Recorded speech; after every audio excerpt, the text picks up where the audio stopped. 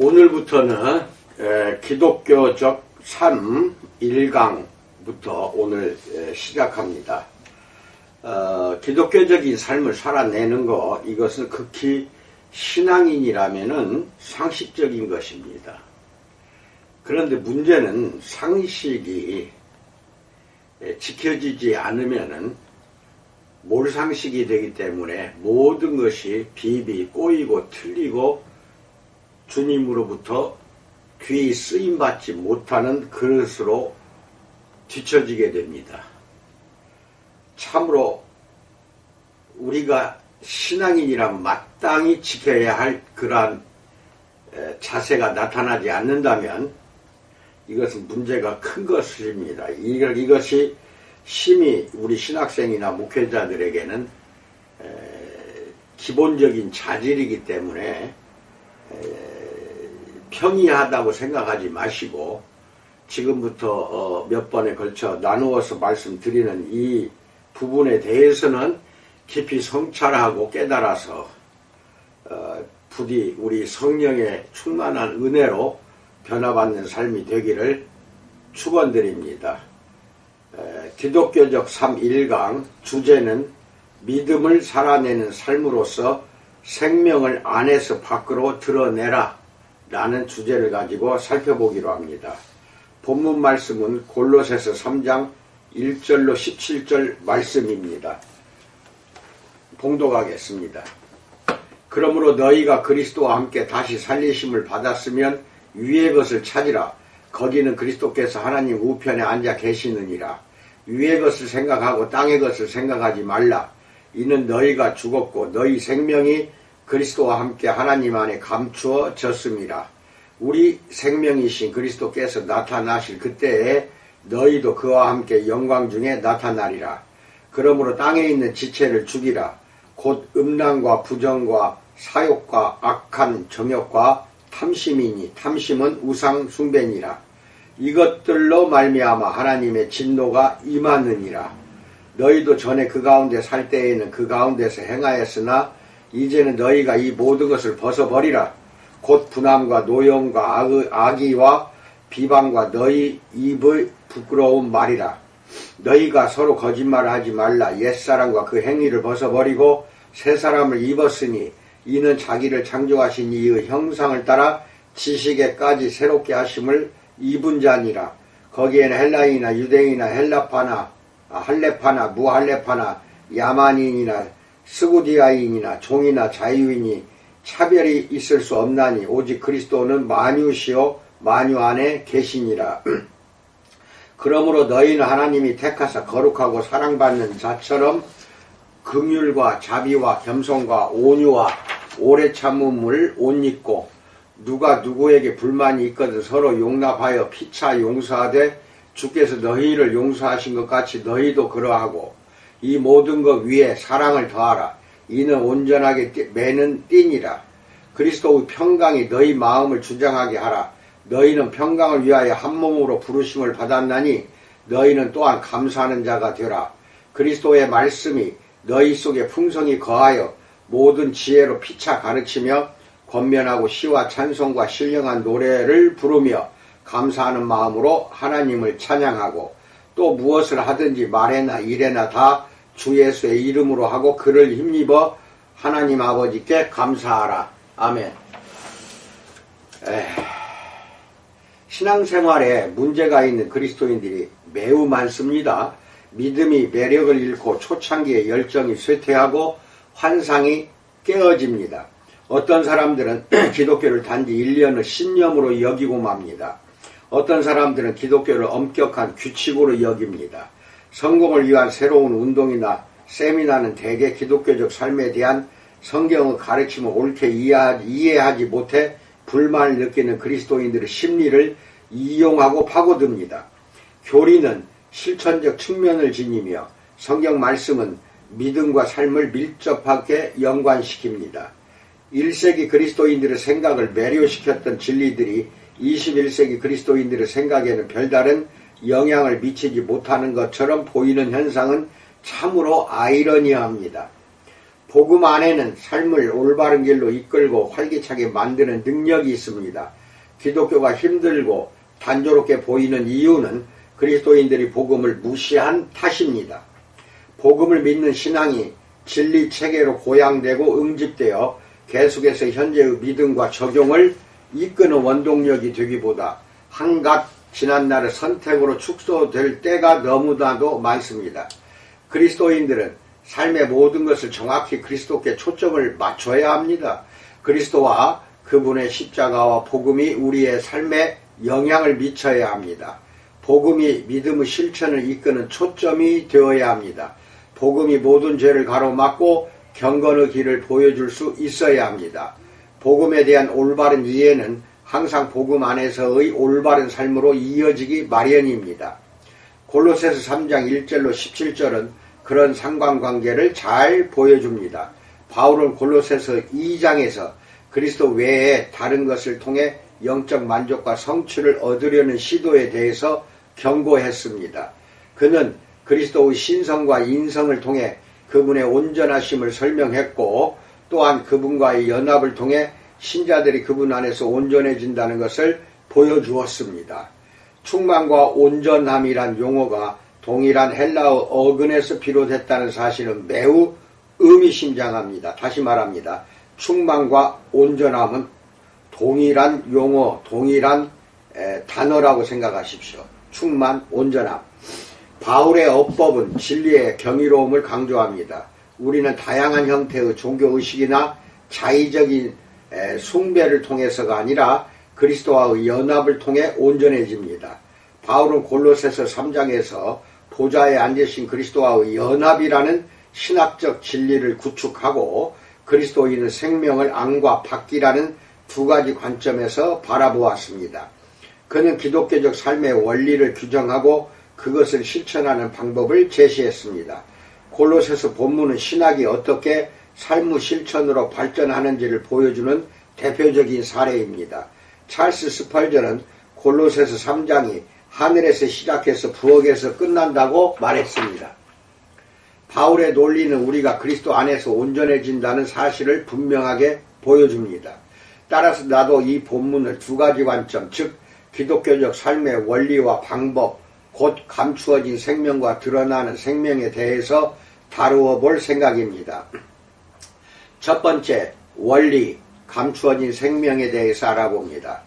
바울은 처음 4구절에서 영적인 삶과 경건한 삶에 없어서는 안 될 근본적이고 본질적인 신학을 제시했습니다. 그는 그리스도와 신자의 연합이라는 객관적인 현실에 초점을 맞춰 그것이 지닌 심오하고 신비롭고 상징적이고 생명력 넘치는 의미를 규명했습니다. 이 연합은 예수 그리스도 안에 있는 참 신자들 모두에게 똑같이 적용되지만 그것을 의식적으로 경험하거나 누리는 것은 개인에 따라 차이가 있습니다. 따라서 바울은 이런 현실 아래에 있는 신자들이 어떻게 생각해야 할지 자세하게 보여주었습니다. 신자의 감추어진 생명과 관련해 생각해야 할 것은 크게 3가지입니다. 1. 감추어진 삶의 현실. 3절은 이는 너희가 죽었고 너희 생명이 그리스도와 함께 하나님 안에 감추어졌음이라 라고 말합니다. 이것은 부인할 수 없는 현실입니다. 너희가 죽었다. 바울은 분명히 육체적으로 살아있는 사람들을 향해 말하고 있기 때문에 이 죽음은 뭔가 영적인 것, 즉 신비로운 것을 가리키는 것이 틀림없습니다. 성경의 한계에만 지킨다면 신비롭다라는 표현을 사용하는 것을 두려워할 필요가 없습니다. 신학적으로 말하면 이 표현은 그 본질과 의미의 초월성 때문에 인간의 이해를 뛰어넘는 영적 진리를 가리킵니다. 이것은 예수 그리스도와 우리의 연합을 가리키는 가장 적절한 표현이 아닐 수 없습니다. 이것이 신비입니다. 이것은 어떤 말로도 설명할 수 없는 엄숙한 진리입니다. 너희가 죽었고 라는 말은 그리스도의 십자가의 죽음을 통해 모든 신자가 그분과 연합했다는 신비롭고 불가사의한 현실을 가리킵니다. 모든 신자가 주 예수님의 사역에 함께 참여한다는 것은 이해를 초월한 분명한 현실입니다. 이것은 너무나도 놀라운 사실입니다. 신자들이 그리스도의 죽음과 연합했다는 사실을 보여주는 놀라운 말씀들이 많습니다. 내가 그리스도와 함께 십자가에 못 박혔나니 갈라디아서 2장 20절, 우리가 그의 죽으심과 합하여 세례를 받음으로 그와 함께 장사되었나니 로마서 6장 4절, 골로새서 2장 12절, 우리의 옛사람이 예수와 함께 십자가에 못 박힌 것은 로마서 6장 6절, 한 사람이 모든 사람을 대신하여 죽었은즉 모든 사람이 죽은 것이라 고린도후서 5장 14절. 물론 우리는 그리스도와 함께 십자가에 매달린 채로 그분이 육체와 영혼으로 감당하신 고뇌와 고통과 고뇌를 겪지 않았습니다. 그리스도께서는 물리적인 차원에서 자기 백성을 대신해 홀로 고난과 죽음을 당하셨습니다. 그분은 우리를 대신해 죄의 형벌을 당하심으로 우리를 죄책에서 자유롭게 하셨습니다. 그분은 우리를 대표하는 머리로서 우리를 대신하셨고 그로써 우리는 그분과 연합했습니다. 그리스도께서 죽으셨을 때 그분의 백성이 모두 그분과 함께 죽었습니다. 하나님은 신자들, 곧 그리스도의 기업으로 선택된 사람들이 자기 아들 안에 있는 것으로 간주하십니다. 십자가에서 죄의 대가가 온전히 치러졌고 죄와 우리의 관계는 단절되었습니다. 그리스도와 함께 십자가에 못 박혔다는 것은 곧 그 사실에 근거해서 죄와 옛삶을 바라봐야 한다는 것을 의미합니다.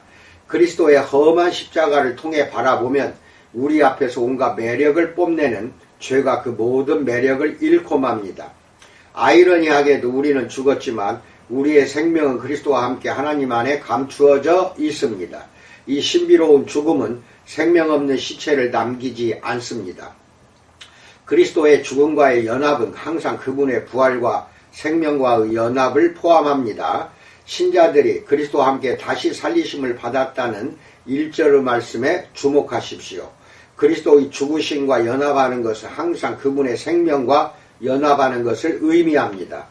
의미심장하게도 바울은 다른 동사형을 사용해 감추어진 생명을 표현했습니다. 바울은 우리가 단번에 죽었다고 말하고 나서 감추어졌음이라 라고 말할 때는 감추어졌다는 과거의 행위와 그로 인한 계속적인 결과를 동시에 나타내는 동사형을 사용했습니다. 우리는 그리스도와 함께 죽었고 바로 그 순간에 그리스도 안에 감추어졌으며 계속해서 그 상태로 머물러 있다는 것입니다. 더욱이 그리스도께서 지금 하나님 우편에 앉아 계신다는 사실을 고려하면 이것은 더더욱 놀라운 일이 아닐 수 없습니다. 1절, 그리스도께서는 하늘에 계시고 우리도 그분 안에서 하늘에 있습니다. 우리는 믿음으로 우리가 그리스도 안에 있다는 사실을 알고 또 의식해야 합니다. 보좌에 앉으신 그리스도와의 연합이라는 진리에 담겨있는 의미와 그 적용은 그야말로 광범위합니다. 이 진리는 하나님 앞에서 우리의 안전을 보장할 뿐 아니라 세상에서 우리가 행해야 할 의무를 일깨웁니다. 세상은 그리스도와 함께 하늘에 있는 우리를 볼 수 없지만, 즉 우리는 감추어져 있기 때문에 하나님은 보실 수 있습니다. 왜냐하면 그분이 보지 못하시는 것은 아무것도 없기 때문입니다. 머리와 몸의 비유는 바울이 그리스도와의 연합을 묘사하는 방식 가운데 하나입니다. 골로새서 1장 18절. 우리가 안전한 이유는 하나님이 머리를 통해 몸을 보시기 때문이고, 우리가 의무를 감당해야 하는 이유는 세상이 몸을 통해 머리를 보기 때문입니다. 머리에 대한 세상의 평가가 몸을 보고 느끼는 것을 통해 결정될 때가 많다는 사실은 우리의 정신을 번쩍 들게 만드는 현실이 아닐 수가 없습니다. 이런 사실은 우리의 믿음을 실천하는 방식에 지대한 영향을 미칩니다.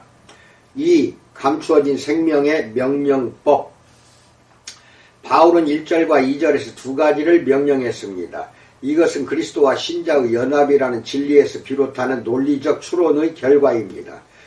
이 논리는 엄연한 현실을 언급한 첫 문장, 곧 너희가 그리스도와 함께 다시 살리심을 받았으면 이라는 말에서 자연스레 도출됩니다. 예수 그리스도와의 연합이라는 엄연한 현실을 고려하면 생각해야 할 몇 가지 중요한 사실들을 즉각 떠올릴 수 있습니다. 찾으라 1절과 생각하라 2절의 명령은 둘 다 생각을 요구합니다. 명령은 항상 의지를 겨냥하며 우리가 해야 할 일을 명시합니다. 첫째, 우리는 위의 것을 찾아야 합니다. 여기에 사용된 동사의 형태는 습관적이고 지속적인 과정을 요구합니다. 이것은 일시적인 생각이 아닌 규칙적인 습관으로 굳어진 생각을 가리킵니다. 더욱이 찾는 것은 단순한 탐구에 그치지 않고 추구하는 것을 얻으려는 철저한 노력을 아울러 포함합니다. 그리스도께서 높임을 받아 하나님의 오른편에 앉아 계시는 하늘을 향해 나아가려는 지속적인 노력이 필요합니다. 이 사도적 명령은 그리스도께서 산상설교를 통해 친히 가르치신 말씀과 일맥상통합니다.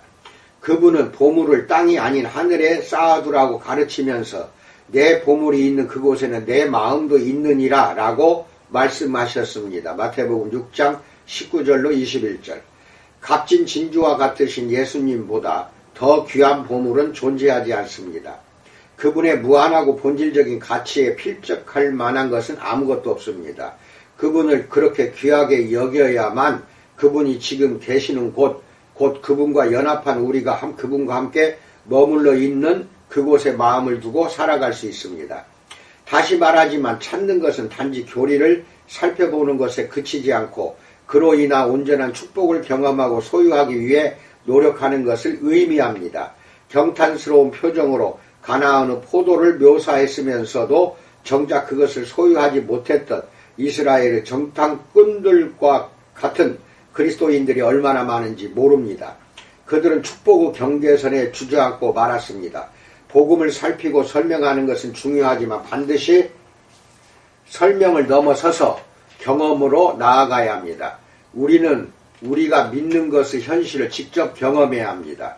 영적 축복의 경계선에 머물지 말고 그 온전함 속으로 들어가야 합니다. 가나안에 들어가서 하나님이 약속하신 것을 차지한 갈렙과 여호수아처럼 되어야 합니다. 둘째, 우리는 위의 것을 생각해야 한다. 이 동사의 형태도 지속적이고 습관적인 활동을 요구합니다. 생각은 사고의 활동이고 영적으로 매우 중요합니다. 생각이 뇌를 바꿉니다. 그 분명히 제가 영상을 올려드렸는데 뇌가 우리를 움직이는 게 아니라 우리가 뇌를 움직이고 이끌고 갑니다. 이끌고 하는 주 동력은 우리의 생각입니다. 그리고 우리의 마음입니다. 이것을 잘 기억하고 이 말씀을 들으시기 바랍니다. 생각은 사고의 활동이고 영적으로 매우 중요하다고 했고 바울은 로마서 8장 6절에서 이 동사의 동족어에 속하는 명사를 사용했습니다. 그는 그곳에서 육신의 생각은 사망이요 영의 생각은 생명과 평안이니라 라고 말했습니다. 개인의 사고방식은 그 사람의 본성을 보여주는 리트머스 시험지와 같습니다. 생각은 행위의 첫 단계입니다. 올바른 생각이 올바른 행동을 낳게 됩니다. 따라서 신자는 그리스도께서 계실 뿐 아니라 보좌에 앉으신 그분과 연합한 신자가 거하는 하늘의 것들을 생각하는 습관을 길러야 합니다. 생각이 작용하는 방식은 불분명하지만 그것이 작용한다는 것은 분명한 사실입니다. 어떤 것을 열심히 충분히 오래 생각하면 그것에 대한 생각을 멈추기가 어렵습니다. 그렇게 하면 실제로 그것을 생각하지 않을 때조차도 그것을 생각할 수 있습니다. 습관적인 생각은 뇌의 경로를 형성하고 만들어갑니다. 바울은 빌립보서 4장 8절에서 생각해야 할 위의 것들을 몇 가지 나열했습니다. 참되고 정직하고 옳고 정결하고 사랑스럽고 착하고 덕스럽고 칭찬받을 것들을 우리의 뇌에 새겨야 할 필요가 있습니다. 이것들은 모두 그리스도 안에 포함되어 있다는 것입니다. 물론 다른 것들을 전혀 생각하지 말라는 의미는 아닙니다. 다른 것들도 삶의 불가피한 일부입니다. 다만 우리가 생각하는 것과 행동하는 것은 무엇이든 우리가 그리스도와 연합했다는 사실에 의해 통제되어야 한다는 뜻입니다. 진리에 관한 생각이 다른 모든 것에 영향을 미쳐야 합니다. 생각이 너무 신령하면 세상에서는 조금도 유익이 없다는 통념과는 달리 생각이 신령할수록 유익이 더 많다는 것이 복음의 논리입니다. 이거 분명히 기억하십시오. 이것은 세상과도 일맥상통합니다. 3. 감추어진 생명의 전망. 감추어진 생명은 계속 감추어진 채로 머물지 않습니다. 장차 믿음이 보는 것으로 바뀌고 보이지 않은 것이 보이게 되고 주관적인 경험이 객관적인 사실로 드러날 날이 곧 올 것입니다. 나타나실로 번역된 헬라어 동사는 온전하게 드러나 보이게 된다는 뜻입니다. 우리의 생명이신 그리스도께서 장차 그 찬란한 영광을 온전히 드러내실 것입니다. 즉 그리스도께서는 우리가 소유한 생명의 본질이자 우리의 열정이 향하는 대상이기 때문입니다. 더욱 놀라운 것은 우리도 그분과 똑같은 영광을 지닌 모습으로 나타나게 될 것이라는 사실입니다. 그리스도와 그분의 백성은 그때나 지금이나 절대 서로 나뉘지 않습니다. 장차 그리스도와 함께 영광을 누리게 될 것이라는 기대가 세상에서의 삶을 올바른 방향으로 이끕니다. 그리스도께 전념하는 것이 기독교적 삶과 관련된 모든 것의 비결입니다. 이처럼 믿음을 실천한다는 것은 곧 내세를 바라보는 관점으로 현재를 산다는 의미입니다. 두 번째 방법, 드러나는 생명에 대해서 알아봅니다. 내면의 사실은 겉으로 드러나기 마련입니다. 그리스도와의 연합은 보이지 않지만 그 연합의 증거는 밖으로 나타나야 합니다. 교리에는 의무가 반드시 뒤따릅니다. 윤리적인 요구는 신학적 진리에서 비롯합니다. 그리스도와의 연합은 구체적인 형태를 띱니다. 바울은 5절로 17절에서 그리스도 안에 있는 것이 무슨 의미인지를 부정과 긍정의 관점에서 상세하게 설명했습니다. 웨스트민스터 총회에 참석한 목회자들은 바울의 논리를 채택해서 거룩하게 하시는 것은 하나님의 값없는 은혜의 사역입니다. 우리는 그것을 통해 하나님의 형상을 따라 전 인격이 새로워지고 갈수록 점점 더 죄에 대해서는 죽고 의에 대해서는 살게 됩니다라고 성화의 과정을 설명했습니다. 웨스트민스터 소요리 문답 35문을 보세요. 우리도 그 논리에 따라 감추어진 생명이 어떤 형태를 띠어야 할지를 생각해 볼 필요가 있습니다. 1. 죄에 대한 죽음. 골로새서 3장 5절로 11절은 성화의 부정적인 측면, 곧 죄에 대한 죽음에 초점을 맞춥니다. 신자들은 그리스도 밖에 있었던 옛 삶에 속한 죄를 모두 끊어야 합니다. 우리가 그리스도의 십자가의 죽음을 통해 그분과 연합함으로써 법정적 차원에서 죄에 대해 죽었다면 또한 부활의 생명을 통해 그분과 연합함으로써 실천적 차원에서 죄에 대해 죽어야 합니다. 바울은 로마서 6장 4절에서 우리가 그의 죽으심과 합하여 세례를 받음으로 그와 함께 장사되었나니 이는 아버지의 영광으로 말미암아 그리스도를 죽은 자 가운데서 살리심과 같이 우리로 또한 새 생명 가운데서 행하게 하려 함이라 라는 말로 이 점을 설명했습니다. 여기에서 바울의 표현은 암시적입니다. 물리적인 장사를 통해 부패한 몸은 산자들의 땅에서 분리됩니다. 그러나 참으로 아이러니하게도 그리스도와 합한 이 영적 장사를 통해 신자들의 살아있는 몸은 부패한 세상과 분리가 됩니다. 5절로 11절에 기록된 바울의 말은 세 가지를 요구합니다. 첫째, 그는 죽음의 의무를 요구합니다. 바울은 명령어를 사용했습니다. 따라서 이것은 단순히 행위의 선택을 독려하는 사도적이거나 목회적인 제안이라기보다는 복종을 요구하는 명령입니다. 우리는 그릇된 행위들과 함께 땅에 있는 지체를 죽여야 합니다. 지체는 대개 물리적인 팔다리나 신체의 기관들을 가리키지만 여기에서는 일종의 환유법으로 우리 안에 있는 것 가운데 세상에 속한 것, 곧 죄의 성향을 지닌 모든 것을 가리킵니다. 이것은 바울이 옛사람으로 일컬은 것과 뜻이 비슷합니다. 많은 점에서 볼 때 우리의 성화를 가장 크게 위협하는 것은 다름 아닌 자아입니다. 따라서 우리는 자아에 대해 죽어야 합니다. 그러나 이 죽음은 자연적으로 이루어지지 않습니다. 자아에 대해 죽는 것은 가장 자연적이지 않기 때문입니다. 죽인다, mortify라는 용어는 현대적인 용법에서는 그 의미가 다소 약화되었지만 본래는 거기에 함축된 폭력적인 의미 그대로 죽여 없앤다를 뜻했습니다. 따라서 이것은 일종의 자살입니다. 우리는 자아를 죽여 없애야 합니다. 이 표현은 격하고 노골적일 뿐 아니라 다소 충격적이기까지 하지만 영혼의 영적 싸움을 위해서라면 죄를 짓게 만드는 지체를 잘라 내버리라는 그리스도의 말씀보다 더 심하지는 않습니다. 마태복음 5장 29절로 30절 보세요. 지체를 죽여 없앤다는 것은 즉각적이고 신속한 태도로서 하나님을 거스르는 것은 무엇이든 모두 죽여 없애려고 노력하는 것을 의미합니다. 우리의 생명이 진정으로 하늘에 있다면 육신의 죄의 성향을 죽여 없애려고 노력해야 마땅합니다. 그리스도께서 우리를 위해 죽으셨고 그분 안에서 우리가 죽었다면 더 이상 자기중심적인 관점에서 은혜를 거스르는 욕망이나 야심이나 관심사를 추구해서는 안 됩니다. 고린도후서 5장 15절 보세요.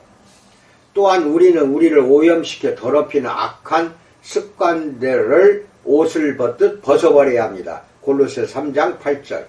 표현은 달라졌지만 논지는 동일합니다. 바울은 옷을 바꾸어 입는 것을 비유로 들어 그리스도 안에서의 삶은 이전의 삶과는 달라야 한다고 강조했습니다. 목욕하고 나서 더러운 옷을 다시 입으면 목욕을 다시 해야 할 수밖에 없습니다. 영적인 차원에서도 중생의 씻음을 받은 후에는 세상의 오물에 더러워진 옷을 벗어버려야 합니다. 그리스도와 연합한 삶은 가시적인 변화를 요구합니다. 아무런 변화도 요구하지 않거나 삶에 아무런 영향도 미치지 못하는 복음은 성경이 가르치는 복음이 아닙니다. 은혜는 말로 다할 수 없이 불결한 죄인들에게 주어지지만 그들을 그런 상태로 계속 머물러 있게 놔두지 않습니다. 둘째, 바울은 죽여야 할 죄들을 열거했습니다. 그는 그리스도 안에 감추어진 생명에 부합하지 않는 행위들이 무엇인지 보여주기 위해 죄의 목록을 2차례 나열했습니다. 5절 8절. 그는 모든 죄를 다 열거하지는 않고 그 중에서 대표적인 죄를 몇 가지 열거했습니다. 나는 이 죄들을 하나하나 구체적으로 정의하거나 상세히 설명할 의도는 없고 단지 바울 사도가 말하고자 하는 핵심만을 간단히 살펴보고 싶습니다. 2개의 목록에는 각각 5가지 죄가 포함되어 있습니다. 이 죄들은 모두 사람과 사람의 관계를 다루는 십계명의 2번째 부분을 어기는 죄에 해당합니다. 십계명의 2번째 부분을 어기는 것은 곧 1번째 부분을 어겼다는 증거입니다. 동료 인간과의 관계는 하나님과의 관계를 반영하는 거울입니다. 5절의 죄들은 외적 행위에서부터 내적 태도로 발전해 나가는 반면 8절의 죄들은 내적 태도로부터 외적 행위로 발전해 나갑니다. 이 두 목록을 한데 합치면 논리적인 교차 배열이 형성되고 그 중심에는 내적인 태도나 생각과 관련된 죄들이 위치합니다. 교차 배열은 성경의 여러 곳에서 사용된 문학적 기법 가운데 하나입니다. 현대 서구인들이 익숙하게 사용하는 논리와는 다르지만 성경적인 논지의 전개 과정을 파악할 때는 많은 도움이 됩니다. 이것은 선이 서로 교차하는 지점에 관심을 집중하게 만드는 큰 대문자 X자와 같습니다. 여기에서 교차점에서는 생각으로 짓는 죄들이 발견됩니다. 이런 사실은 생각의 행위를 결정한다는 우리의 명제를 뒷받침합니다. 머리로 짓는 죄도 손으로 짓는 죄와 비교할 때 그 심각성이 조금도 뒤떨어지지 않습니다.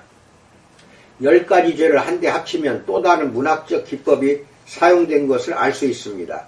여기에 구체적으로 나열된 죄들이 우리가 관심을 기울여야 할 유일한 죄들이라고 생각한다면 큰 오산입니다. 바울은 간략법으로 일컬어지는 기법을 적용했습니다. 이것은 어떤 것의 일부만을 언급해서 그 전체를 가리키는 언어기법입니다. 따라서 바울의 요점은 단지 구체적으로 열거한 죄들만이 아니라 모든 죄를 버려야 한다는 것입니다. 그는 대표적인 죄를 몇 가지 나열한 목록에 거룩함과 상충되는 죄를 모두 포함시켰던 것입니다.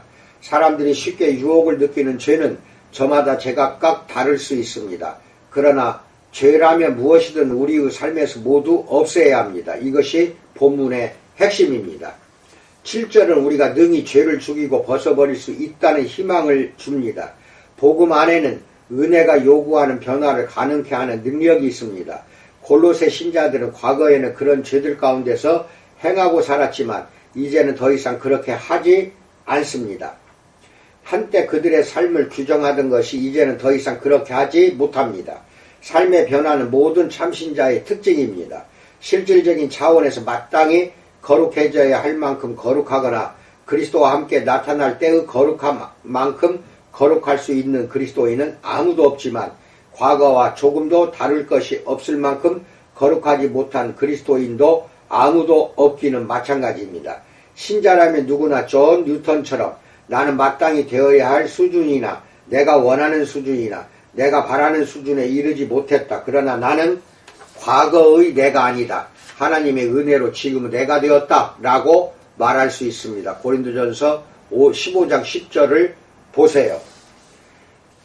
여기까지 기독교적인 삶 1강의 1부를 마치고 제2부 2편은 내일 하겠습니다.